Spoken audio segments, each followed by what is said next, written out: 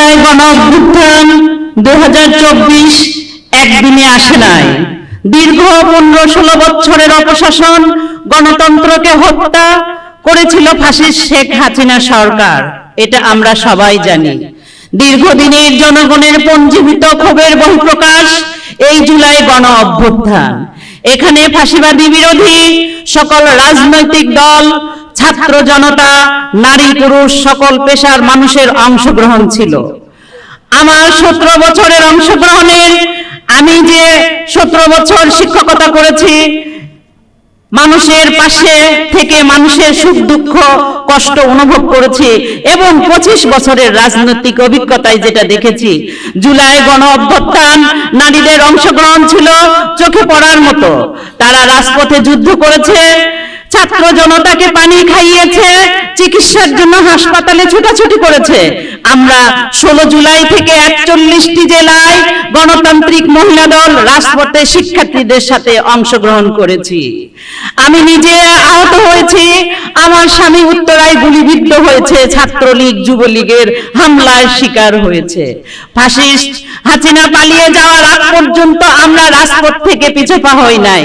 এই আন্দোলন এলডিপির ঢাকাতে 5 জন নিহত হয়েছে, 4 জন পঙ্গুত্ব বরণ করেছে, 15 জন গুলিবিদ্ধ হয়ে গুরুতর আহত হয়েছে।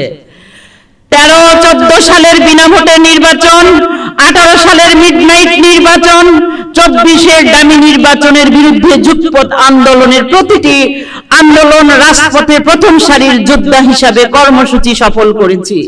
দীর্ঘদিনের রাজনৈতিক জীবনের একটা কর্মসূচিতেই কোনোদিন আমি অনুপস্থিত ছিলাম না।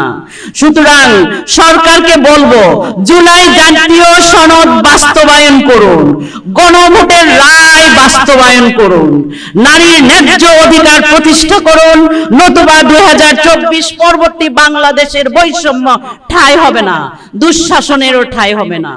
সংগ্রামী উপস্থিতি, আমি বিনয়ের সাথে মাননীয় প্রধানমন্ত্রী এবং বিরোধী দলীয় নেতাকে বলতে চাই, আপনারা নারীদের দিয়ে রাজপথে মিছিল মিটিং এবং সামনের সারিতে ঢাল হিসাবে রাখেন।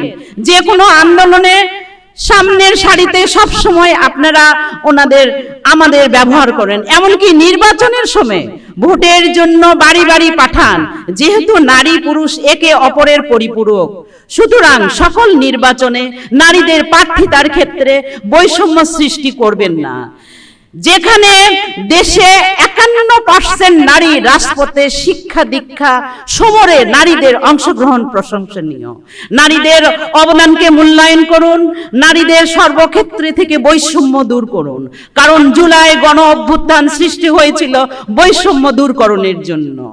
আমি আমার এই মহিলা দল দীর্ঘ অনেক রক্ত শ্রম মেধা খাটিয়ে আজ এই পর্যন্ত উপস্থিত হয়েছি।